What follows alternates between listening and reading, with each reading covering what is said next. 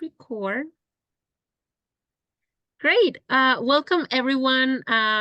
Welcome to another localized event. My name is Michelle. I'm the Events and Community Manager at Localize. I myself am based in Mexico City. I'm Mexican, so I'm always happy to see people from all over the world joining us to learn from our great experts. If you are new to our community, we at Localize, we are a global platform where we connect students and recent graduates from the regions of Latin America, Middle East, Africa, and Southeast Asia to job opportunities and career resources.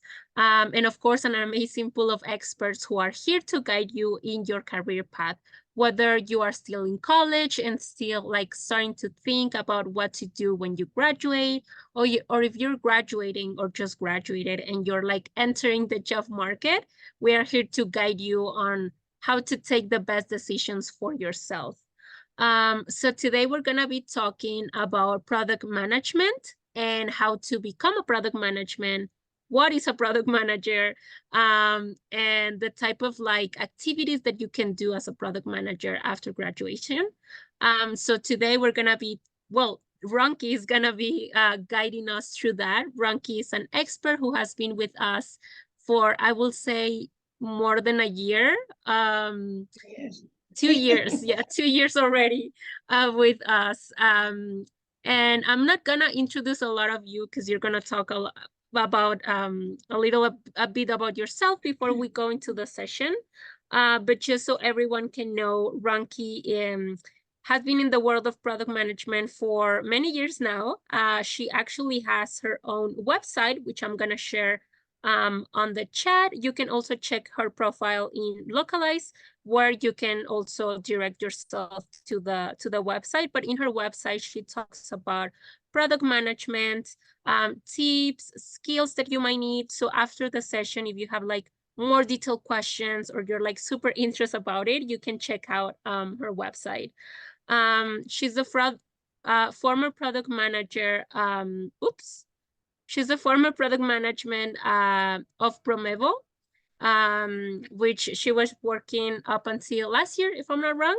But again, she's going to share a little bit about her journey and the amazing world of product management. So I'm going to stop right here so we can deep dive into that. And if you guys have any questions about what she's presenting, about her journey, about anything, you can always drop your questions in the chat or in the Q&A function. So I will pass it on to you. All right. Thank you, Michelle. Thank you. By the way, thank you, Michelle. Localized. Thank you so much for having me. Your organization is one of my favorite organizations. So that's why every year I'm always like, tell me what you need. I'm happy to present because I really, I love this organization. I love the work that you do, and I love giving back. So thank you so much for having me. All right, everybody. So today I'm going to go over how to become a product manager after graduation. I'm going to talk about all the different types of product management roles that are out there, and we're going to dig a little deeper into hard skills and soft skills. So let's get started. So everybody, as Michelle said, I'm Ronki Madrikadumi. I am from Nigeria originally. I moved to the US when I was about 11 years old. I am a former director of product at Promevo. For most of my career, I've been in product management for most of my career, over 10 years. I've worked mostly in the fintech industry, financial services. I have helped to build B2B products, B2C products, and of course, B2D products. So welcome. I just want to start with this. Every product manager should have a superpower. For me, my superpower is I thrive in finding opportunities beyond the sight of others. Why is this critical for me? Because there are going to be days as a product manager where you're really having a tough day and things aren't going well, and you have to go back and look at your and think about your superpower, and it helps you. You know, it's that thing that helps you to get through your day even on those bad days. So these are mine. And what does mine mean? Well, there are some days when I can't get something done. There are some days where one of my partners tells me, oh my God, Ronki, I'm so sorry. I can't fit you into my roadmap. And I have to figure out a different way to get my product built and out the door. So this is my superpower. I thrive in finding I thrive in finding opportunities beyond the sight of others. So that's my superpowers. So everybody should have a superpower. And another reason why you should have a superpower, when you go to your product management interviews, guess what? Someone may ask you, what is your superpower? So you should have one handy. All right. So I want to start with this. If you feel a deep-rooted calling to be a product manager, you have to have wondered at some point, what makes an exceptional product managers, right? To me, and this is my definition, these are people that thrive in two things. They thrive in leadership, in people management and leadership. So what do I mean by that? They build people and they build products, right? So when I say people, I'm talking about your cross-functional partners. I'm talking about your direct reports, right? You build people, as in they make sure that their teams, they always have empathy. They're always present. They always want to make sure that their teams are doing well, because if your cross-functional teams are doing well, guess what, everybody? They will build great products because they can bring their authentic selves to work. So that is why this is important. You have to build people and products. So today we're going to talk about the different types of product manager roles out there, technical versus non-technical. We're going to talk about creating a product management inventory, like soft skills versus hard skills. We're going to talk about that. And then we're going to talk about how do you get seen, right? As you're looking for a job, the importance of your LinkedIn profile, the importance of your resume. So those are all the bases that I'm going to cover today. Any questions for me so far? All right, okay, I'm going to go ahead and get started. So let's talk about the different types of product manager. So there are different types of product manager roles. So when you look in the description for the job opening, always make sure you read thoroughly to see what kind of PM role they're looking for. There's what we call a technical product manager, which is somebody who writes technical requirements. At least that's my definition of it, is that they're writing technical requirements. That's their role, right? They're not really on the business side of the house. They're sort of focused on technical requirements. It could be something as building a new API, for instance, or updating an API, but that's their focus. There's what we call data product manager. A data product manager, most of the ones that I've seen, they're more or less focused on on the usage of different products for the organization, for instance, right? I've seen those roles, and again, keep something in mind for me. Every company could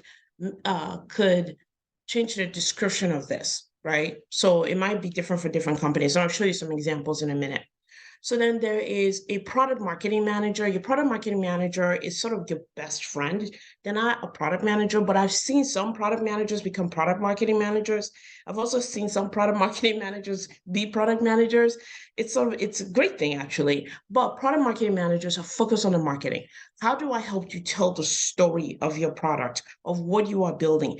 What is that? How do I delight your customer? How do I tap into their emotion? Right? So if you have a PMM, if you get into a role where you have a PMM, your product marketing manager should be your best friend. You should bring that person into every conversation you're having with customers. You should ask them if they want to come.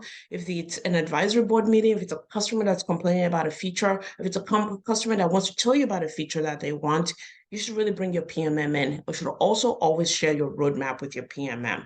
So that's their role. They are sort of the storyteller for your product. They are the person who's going to help you message it, right? Then there's a growth product manager role, which to me, that's more of a general product manager role. Now, I'm going to blow your mind for a minute. Remember I said every company is different, large, medium size, a small company, even the industry. It's all different in how they describe this. So always read that job description. There are some roles that I've taken as a growth product manager, but guess what, everybody? It actually says technical product manager.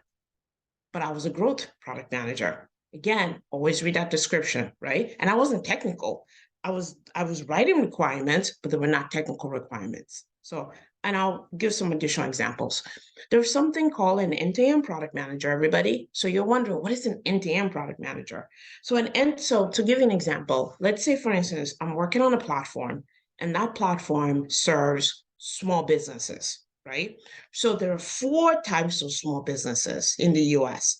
There's your John Doe who's selling sneakers in his garage, right? That's sort of how Jeff Bezos started for Amazon. Well, that's one type of small business. There's a restaurant, right, with a family managing it, and they have employees. There could be like 10 of them. That is another type of small business. There's a small business that could be 10 to 50, and then of course 50 to like 100 or something like that. I don't remember what the quite numbers are, but there are four types of small businesses. An end-to-end product manager is going to be trying to understand John Doe, who's in his garage selling sneakers on his website. What is his end-to-end journey? What is he trying to accomplish from onboarding to servicing to transactions? Meaning, when he's onboarded, is he using payment platforms to collect money, right? Is he using Venmo? Is he using PayPal? Is he a Shopify user? Is he a small, you know what I mean? Is he using Wix? How is he collecting his money? What does that journey look like? And after he collects his money, right? Does he transfer them to his bank accounts, for instance? Or is he also paying other vendors and so forth? So imagine that whole entire journey for John Doe, who's just a small business. Remember I said there are four types of businesses? The end-to-end product manager is going to try and understand all those four types of businesses, of the small businesses. What is their journey? What is the jobs to be done? What are they trying to accomplish? That's your end-to-end product manager. A platform product manager, I've also worn that hat. As a platform product manager, I was building a brand new platform. But I was building a brand new platform for, are you ready for this? Those four types of small businesses, a large enterprise, and a medium size. I was building a platform for literally six types of businesses. And I was trying to figure out, how do I build one platform instead of six platforms? That's a platform product manager. There's also something called a customer experience product manager. A customer experience product manager, for instance, is more or less focused on the experiences. So meaning they're not focused on technical requirements, they're not focused on data, they're focused on, okay, so that small business, John Doe, who's in his garage, I'm going to work with my designer and we're going to build a prototype of what we believe his journey is from end to end, right? You see that again? We're going to show him this prototype. We're going to base it on an experience. That's how we're going to tell the story. We're going to say, this is his onboarding. This is how the onboarding looks like. So that means going into Miro. It could be, working with the designer to go through the Miro to define those steps and then build out a prototype as to what that would look like, and then going and testing it with your researcher. So these are all the types of product manager roles that I've been aware of. And again, remember, depending on the company, depending on the industry, they might call this different things. But that's why it's important to read those job descriptions. I'm going to stop here to see if anybody has any questions for me before I move on. We do have a couple of questions, Ranky. Sure. They're not necessarily, they're more like generic questions about the topic. So I don't know if you want to save this for the end of the session. Yeah, let's keep going, because I may answer some of them as I keep going. So yeah, okay, okay, amazing. that works. All right, okay. All right, everybody. So that's types of product manager. Now let's really go deeper. So you see to the left, you have your regular PM, you have the technical product manager. Remember, I even mentioned that some organizations will say to technical product manager, but you're just a PM. But this is what that looks like. So the PM on the left, right? You're customer facing. You're talking to customers. You're doing research, right? You're setting the overall strategy. You're creating a product vision, right? And of course, you're working with many non-technical teams. Your non-technical teams they need you. You have to set the vision for them and tell them what you need. So you see that there. And then to the right, you see a technical product manager. They have a strong technical background. You see that they tend to be more capabilities focused. What is the capabilities of this platform? What can they do? And they're working with technical internal teams. So they're working with your Scrum team, for instance. Do you see where these two roles overlap? Strategy, ideation, road mapping, features, and go-to-market. That's where they overlap. Again, very important to look at those descriptions when you're applying. Data product manager. Okay, so let's start with the right. A data product manager, more adept at data management analysis. They're crafting valuable data-powered UX, right? They're working closely with the data scientists. They're working with the data scientists to see, did we meet our criteria for this product that we built, right? Are customers getting stuck at a certain part when they go to onboard and you're still trying to figure out why? Data product manager, that's their world. PM world, still same, but do you see where they overlap? They overlap in terms of prioritization. Like, what am I gonna build first? What am I gonna fix first? Communication is still key. Features, right? Communicating features, and of course, design and specs. That's where they sort of overlap. Again, always look at that job description, right? Product marketing manager. Remember, I said they're your best friend. I've seen, like I said, I've seen people go back and forth. I've seen some PMM become PM. I've seen PM become PMM. It's a win-win. I always say this, if you can tell the story of your product and message it, it's a win-win for you, right? Because that marketing piece of it, you have to be able to tell a story. You have to be able to delight your customer. So here, again, if you look at where they overlap and what the differences are, excuse me. So your product, your PM, so your PM is still focused on the product vision and strategy, right? You're internally focused on developing requirements. That's your world. You're focused on the business user, right? And the product. Remember, I said you should always bring your PMM with you, and you are. Your PMM communicating that product value. Yes. Why do you need this product? Why must you buy this product? Messaging it. They're externally focused on messaging strategy. How do I delight you? How do I tap into your emotion, right? And then they're focused on user and market. If you see where they overlap there, customer advocacy, they're driving revenue, they're KPI driven, and they're looking at marketing interaction and the product life cycle. You see that there. Then the growth product manager. Remember I mentioned that I've worn this hat already as a growth product manager, but really my title was technical product manager. See that? So let's look at your growth product manager. You see your regular PM role. You're solving a customer problem. You're the stakeholder, right? You own a specific product. A good product manager, a growth product manager, they improve in a specific business metric. They can be focused on a metric. They are the primary stakeholder, obviously, and they focus on short-term business outcomes according to this. But look at where they overlap. Again, make sure you read that description. There's some, like I said, they're all going to be different, depending on the type of company, depending on the large, small, medium, and the industry. So again, just always make sure you focus on that. The reason why I'm putting a lot of emphasis on the different different types of product manager role is this. I have spoken to many aspiring product managers. And the first question you will get, and I always ask is, what type of product management role are you going for? Guess what, everybody? 9 out of 10 times, they don't know it. Or they'll tell me it's a growth product management role, but they haven't looked at all the other ones out there. So always make sure you know what kind of PM role you want. You don't need to be technical to be a product manager. I am not the technical product manager. I focus more on experiences. Okay, so remember those other types of product management roles I mentioned? These are those, right? So when you these are 3, by the way, that there was a company that I worked for. These are 3 that they actually had in their organization. It was a large company, and they had all 3 of these, and I've worn all 3 of these hats as well. So that's product management. So let's talk about hard skills. So, so hard skills are important, but to me, what's even more important are soft skills. I'm going to be honest with you. And here's the reason why. I can teach hard skills, but I can't teach soft skills. Soft skills is something that you should have. And here's why it's important.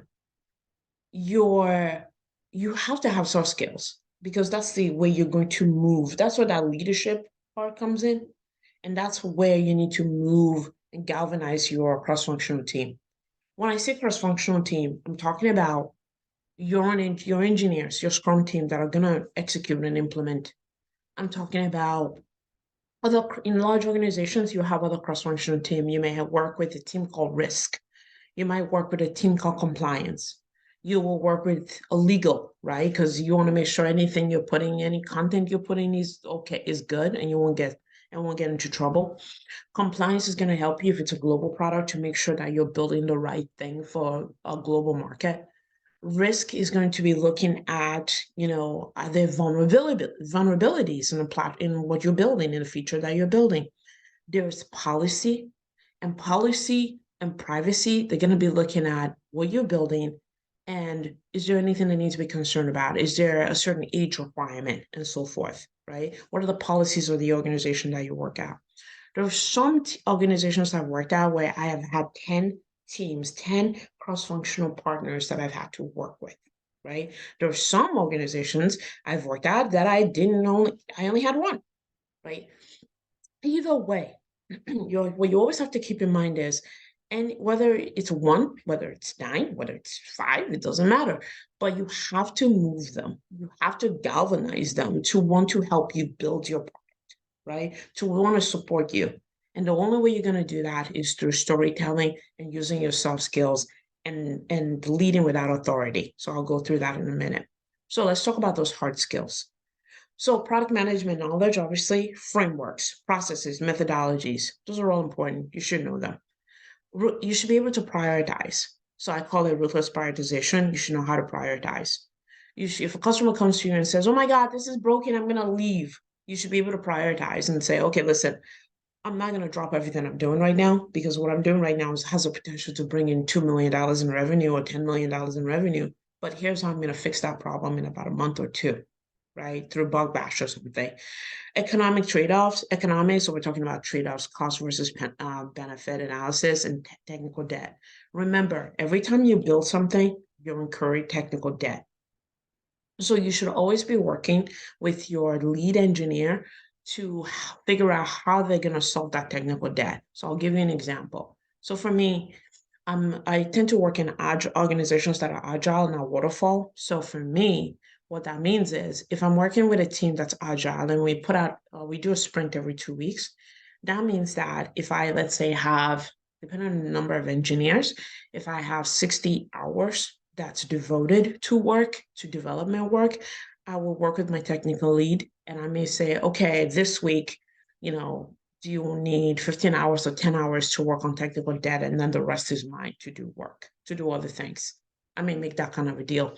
Another deal I might make is if my organization goes into moratorium, meaning towards the end of the year, November, December, after Thanksgiving, we don't put out anything, we don't release anything because we don't want to disrupt the platform in any way, shape, or form, especially in the financial world. Then that whole entire time frame, the engineers will just go and fix technical debt, and I won't give them any new work to do.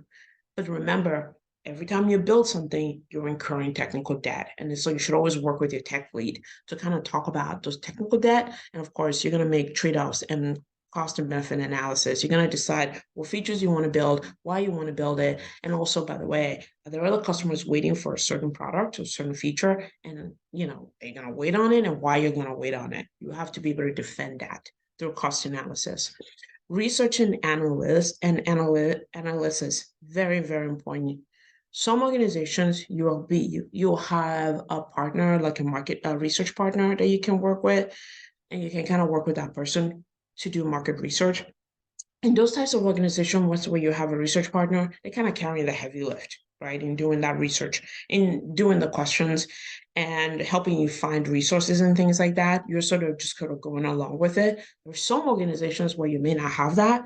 And I've actually had to do that myself and actually go do that research, like looking for competitive analysis and so forth and data analysis. You'll do it, right? Dependent. Those are all part of those hard skills. And I end with this. Have empathy.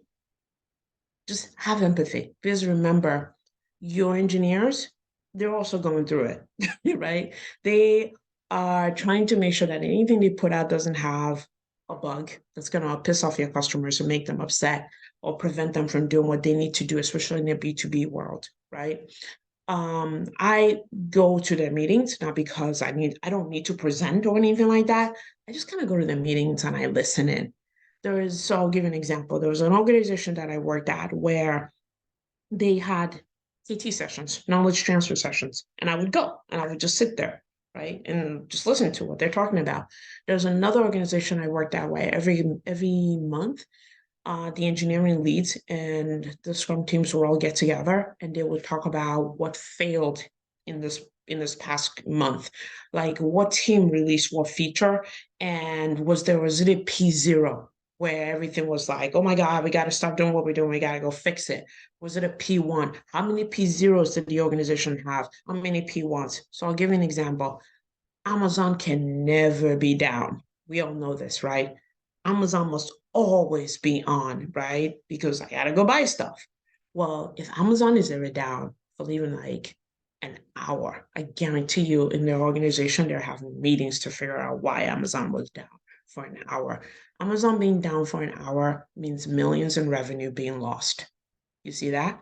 So those are those knowledge. So when they have those meetings, I go and I attend because as a product manager, I want to know why. If I was on down for an hour, I want to know why I was down for an hour and what they're doing to resolve it. So I go. I put empathy here because remember, they are people, they make mistakes, and your job is to support them. That's your job. You're leading, right? So, soft skills. I always get this question a lot, Ronki, which is, would you rather have a product manager, a direct report, as hard skills or soft skills? I'd rather have soft skills. I can teach hard skills. Everything I just mentioned, I can help teach that. This is important. Communication. As a product manager, I equate a product manager to an evangelist. You have to tell the story of your product over and over and over and over again. You are going to have to get used to telling that story because every cross-functional team that you have is going to know why they should care about what you're building. Remember earlier I mentioned that I worked in an organization where I had 10 cross-functional team members. Yeah, I'm telling that story every single time. I'm reminding them of the problem that I'm solving.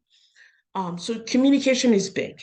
You have to communicate. And one thing I'm just going to mention about communication, transparency equals trust. Transparency equals trust. Always be honest. I'm always transparent. If something's not going well, I will tell my team it's not going well. I don't keep it to myself. The reason is because you have to remember your cross-functional partners, whether it's your PMM, whether it's your engineers, whether it's your colleagues on the risk side or the compliance side of the house or legal side of the house, you have to remember they are staking their career on you. They are staking their career on what you tell them to build. They're staking their careers on your product vision.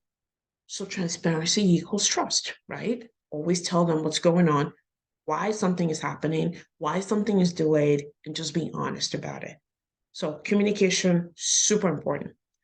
Then there's something called leading without authority. So leading without authority, right, for me means, one last thing I want to mention about communication. When I work in large organizations and I have a lot of, I have, like I said, up to 10 cross-functional partners, sometimes 5. When I'm about to work on a new project, I actually invite all of them to a meeting, to one meeting.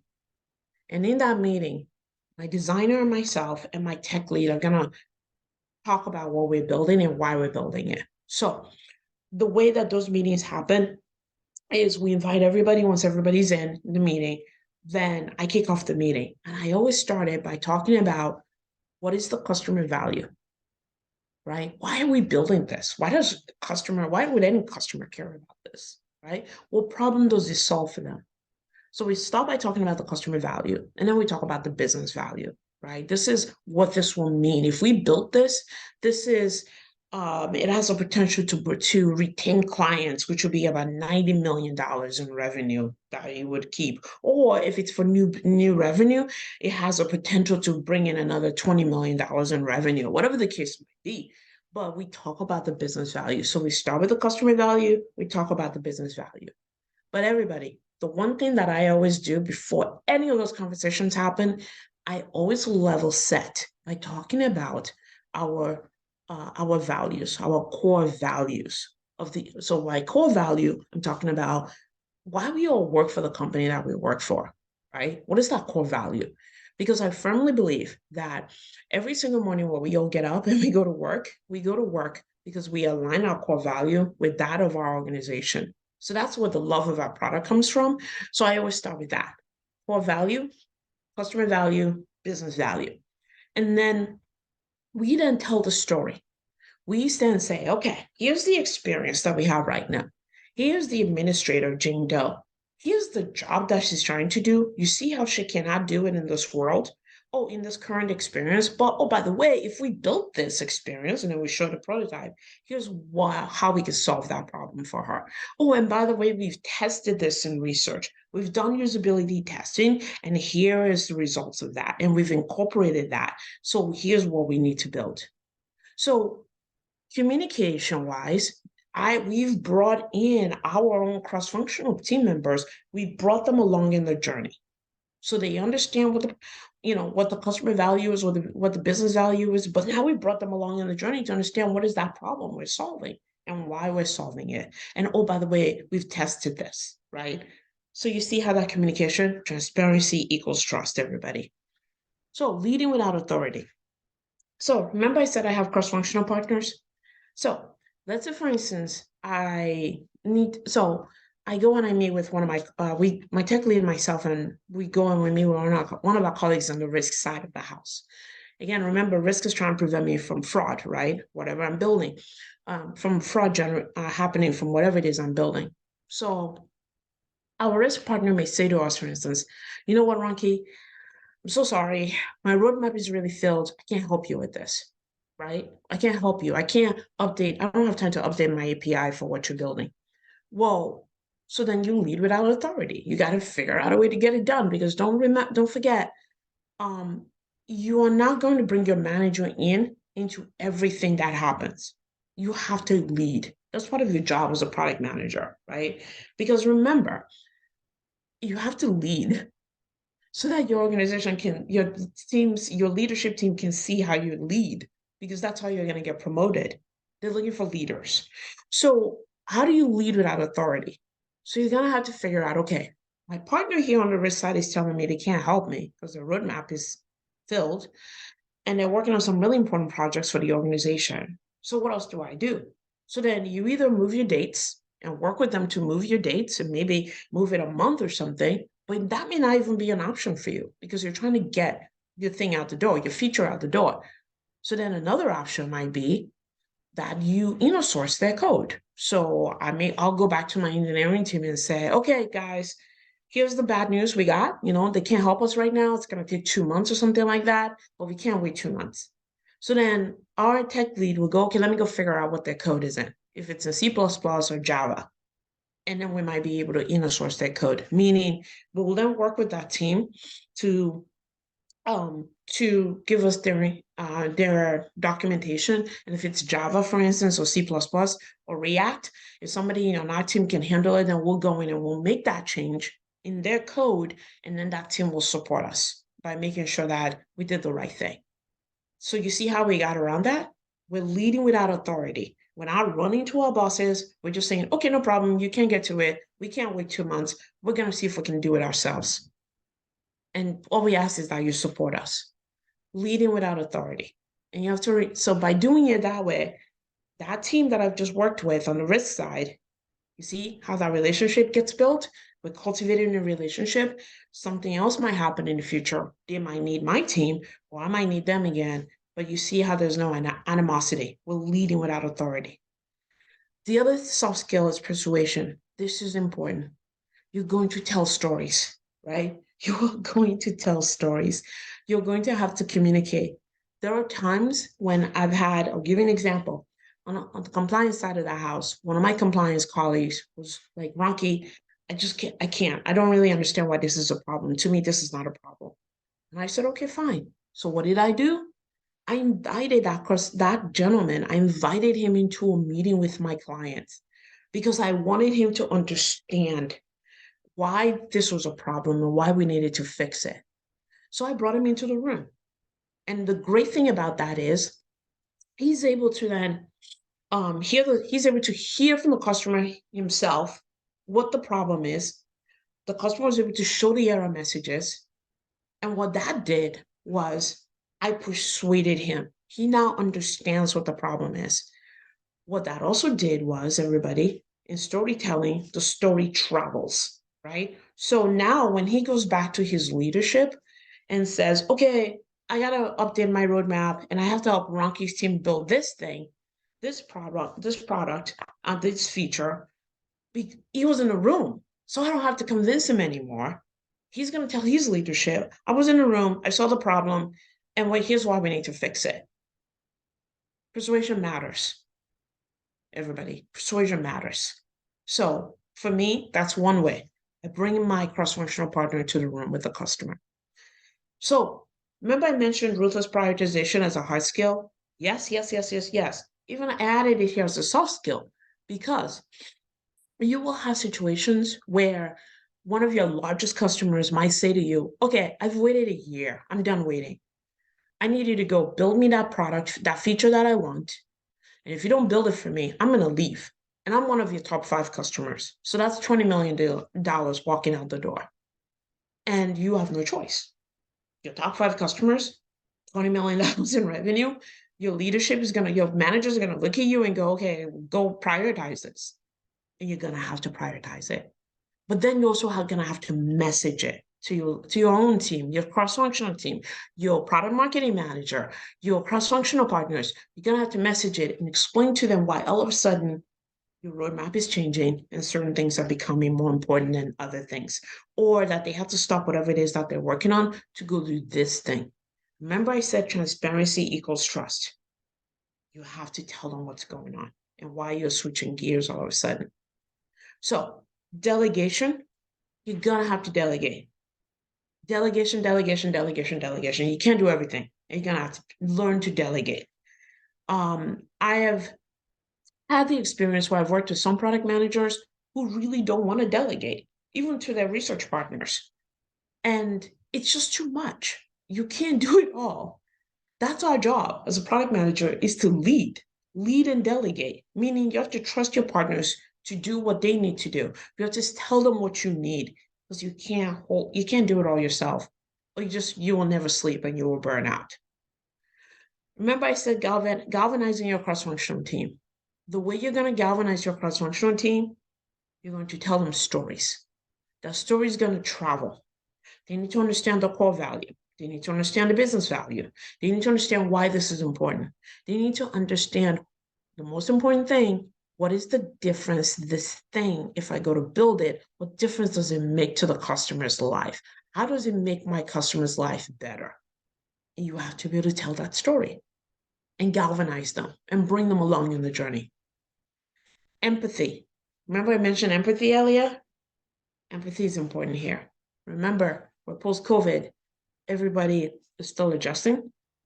There were people are still adjusting from the pandemic. And also just remember, not everybody brings their authentic self to work. So you don't know what they're going through in their personal life. But if they do share with you, or if you notice they're struggling, have empathy and be there for them. Have empathy, right? Always check in on your team and be present. Flexible and adaptable. That is literally one of the key, that's just to me, one of the main components of being a product manager. You have to be flexible and adaptable. Remember I said, one of your top 5 customers could come to you tomorrow and go, I'm done waiting for a year. Build me this feature or I leave. You got to be flexible and adaptable. And you have to figure out how to make them happy and also how to make the rest of your customers happy. And you need to be able to take initiative and not wait for someone to come tell you something. That's your job. Take initiative, right? I cannot tell you how many times I just go and I do things, or I get things done from my cross-functional team, because my job is to remove any blocks that they may have. So if I go to stand up and my cross-functional team, my engineers are telling me, oh, Ronki, we can't move forward because of this, and this, I'm on it. I go and I try to figure out how to remove that block so that they can move on. So soft skills. So your resume. So I just want to say this. Your LinkedIn profile should tell your story.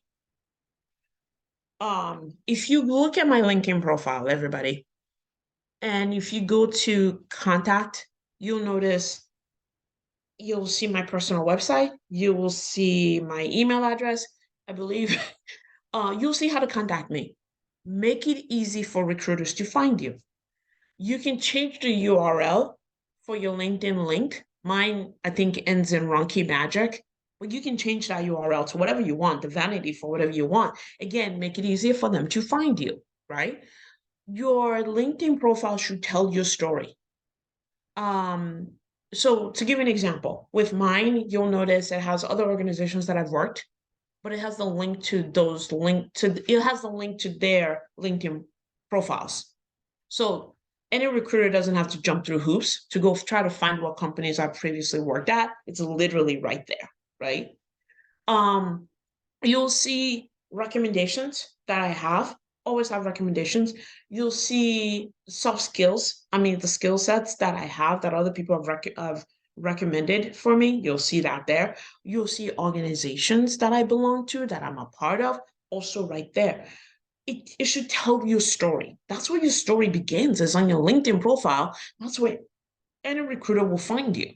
So tell your story, right? Make it easy for them to have a comprehensive view of who you are and then match it back with your resume, right? But remember, LinkedIn is where they're going to go first to go find you, right? So everything from your header, your headline, to your the URL link, how easy it is to find.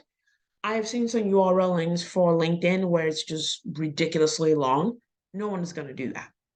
Make it easy for them to find you, right? So make sure your LinkedIn is telling your story. And then, of course, make sure that your resume is also doing the same thing. So that's sort of my feedback there. So, final thoughts. I want to leave you with this. As a product manager, you need to lead purposefully.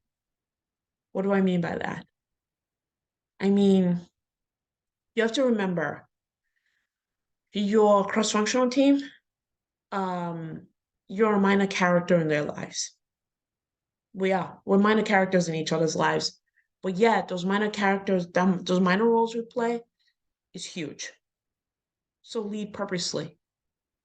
So for me, that means I believe that every team that I work with, every organization that I work at, there is something that I learned from there. I learned something from those cross-functional team members, whether they're risk, compliance, legal, whatever. Those lessons that I've learned make me a better human being, a better product manager, a better leader. And I take whatever those things are, and then I go again and I move on to another organization and I pass it on and I learn something new.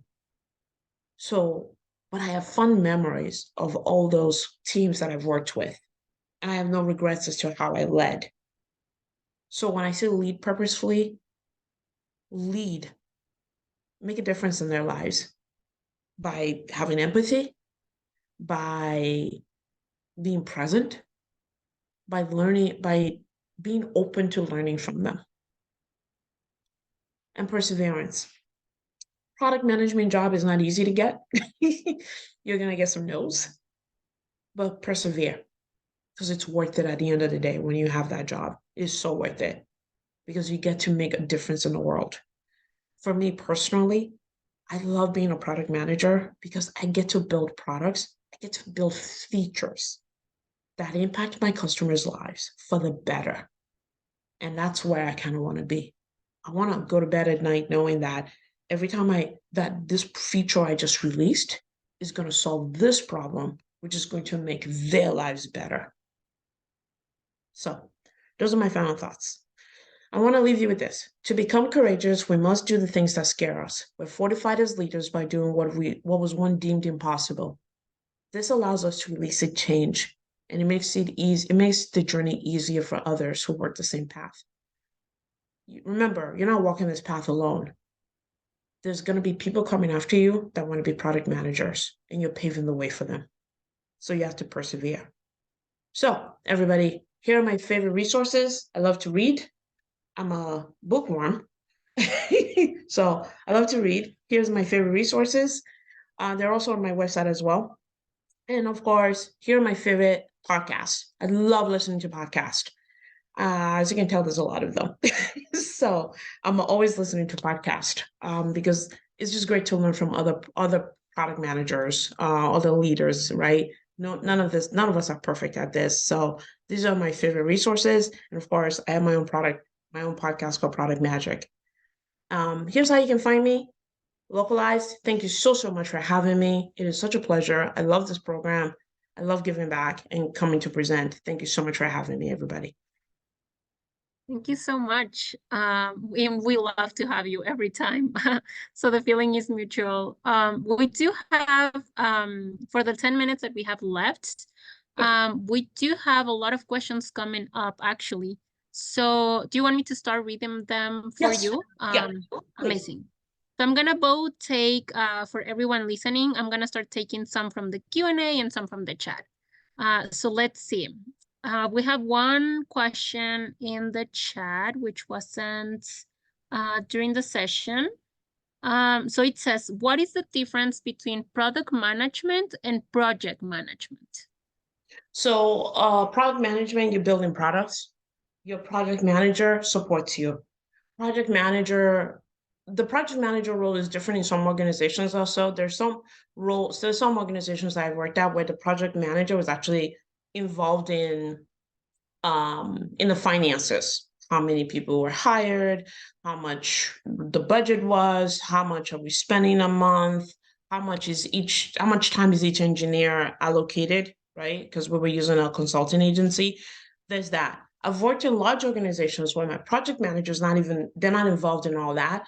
They're just supporting me, as in they're the ones who they will have something called, they're the ones who are basically making sure that we're meeting our milestones. So what do I mean by that?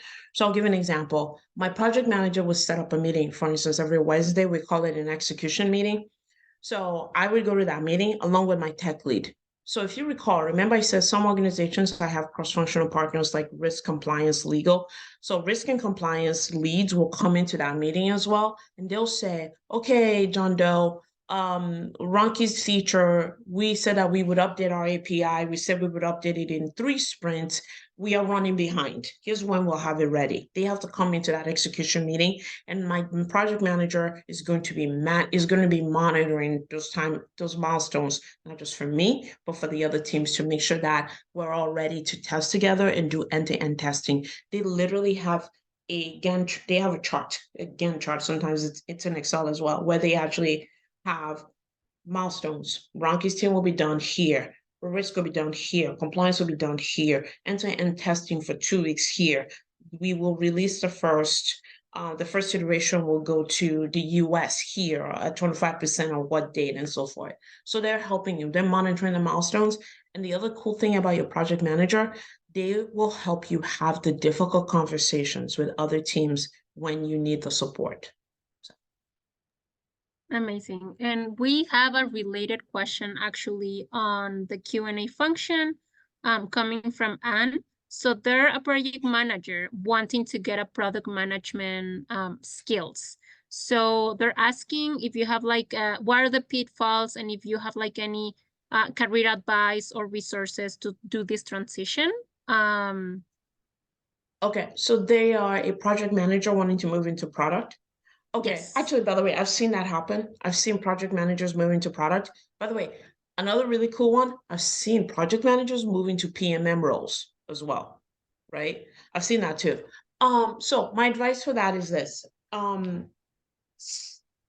seen people, okay, so if there are product managers in the organization you work at and you're already a project manager, my advice there would be stay in that organization and look for product management role there. The reason, you already have a brand. They already know you at that company. So it's easier to make that transition into product management. And also you can actually go to the project management leadership and say, listen, I just want to shadow the teams. So you have that wiggle room there, right? A little bit more versus starting all over again in another new company. And also, if you don't have the skill sets already of a product manager, it might be a little harder to move to a new company. But it might be, to me, it might be easier if in the company that you already are, because they already know you and you're just trying to advance into a product management role. So you can go shadow. You can, there's a position open. It's easier to move that way. Those are my thoughts. Amazing. And for these two persons who asked this question about project versus product, I'm also sharing on the chat and on the Q&A function a recording of a past event where we actually talk about product management versus project management. So in case you have like more deeper like questions about it, you can go ahead and watch that recording as well. Great. So let's see. There's a question in the chat coming from Winston, I think. So they're asking how to set up a resume or LinkedIn or localized profile when you have no experience in product management. I guess the question is like how to like what skills to put in the CV or how to adapt it to get more chances to transition. So okay, so one thing I'm just gonna say, I actually look at other people's profiles that I like, that I respect, and I look at theirs. But most importantly, when you haven't done this before, I know it's a little hard. So there are agencies out there that can help you with that, to tell that story. So there's a platform called Fiverr, Five I think it's Fiveer, Fiverr. I hope I'm spelling it correctly. Forgive me if I don't, just Google it, Fiverr.